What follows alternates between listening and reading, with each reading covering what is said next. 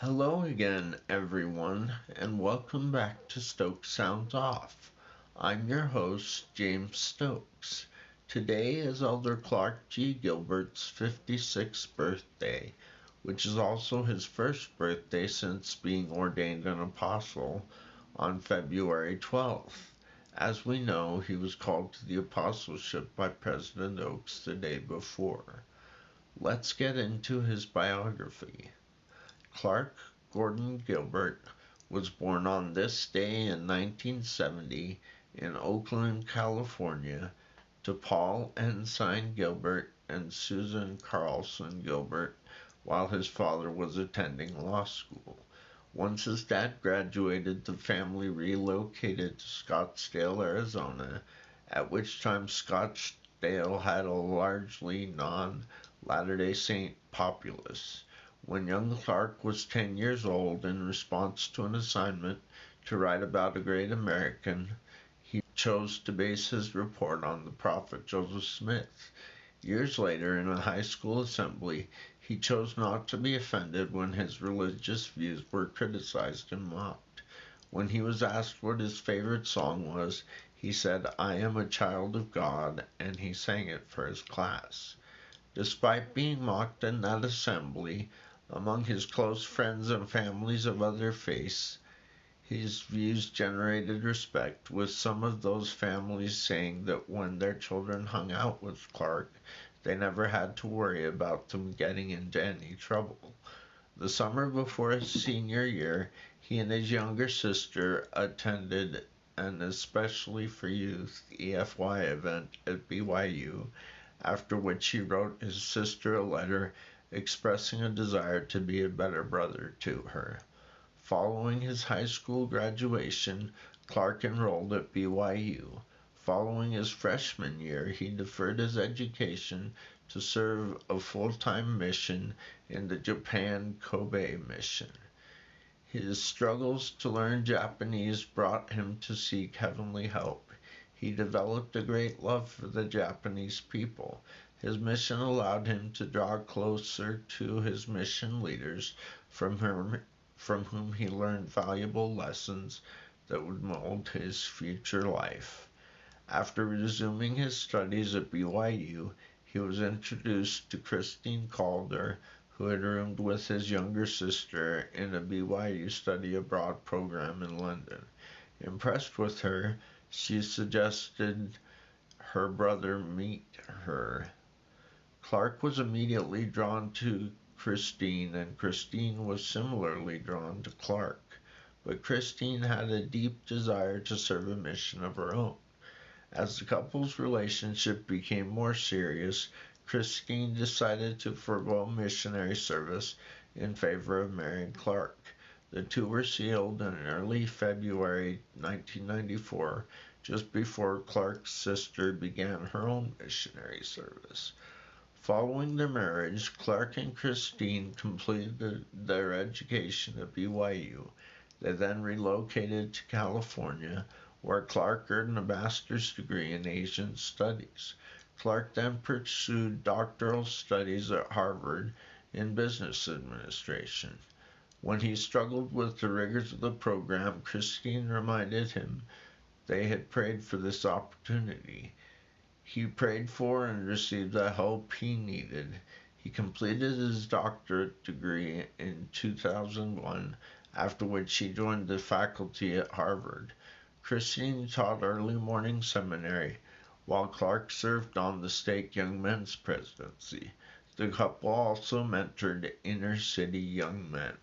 In 2005, Clark was recognized at Harvard for his strong research and teaching abilities and was being considered for tenure.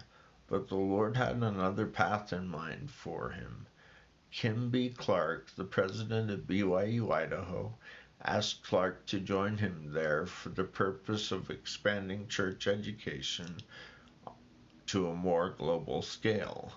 After praying about it and feeling it was the right thing to do, Clark and Christine relocated to Idaho, where Clark served as an associate academic vice president of BYU Idaho, in which capacity he was instrumental in helping to establish a scholarship program and providing leadership for online educational programs.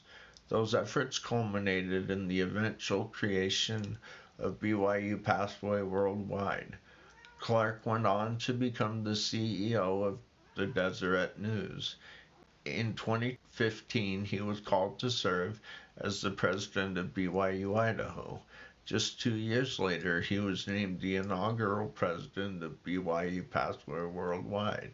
With the help of many others, he built up and helped expand BYU Pathway Worldwide further. Then in April 2021, he was called to serve as the General Authority 70. In August of that same year, he began serving as the Commissioner of the Church Education System. As we now know, on Tuesday, February 10th of this year, he accompanied President Oaks to BYU, where the prophet gave his first public remarks. Clark could tell President Oaks had something on his mind, but the prophet didn't say anything to Clark until the next day. After a meeting of the Church Board of Education, President Oaks pulled Elder Gilbert aside and asked to speak to him. Clark assumed it was a routine matter relating to church education and was shocked when he was instead called to fill the vacancy in the quorum of the 12 apostles. Clark and Christine stayed up late that night talking about what they admired about each of Elder Gilbert's apostolic colleagues. The other 14 apostles ordained Clark to the apostleship the very next day. A short time ago, Elder Gilbert confirmed via social media that he is now assigned to serve on the Missionary Executive Council, where he is working with Elder Ronald A. Rathband. As we also now know, an introductory article about Elder Gilbert is featured in the May 2026 Liahona, written by Elder David A. Bednar, who appears to be Elder Clark's apostolic mentor. The April 2026 General Conference marked the first time that Elder Gilbert spoke as an apostle. He has only given one other talk in General Conference since being called as a general authority.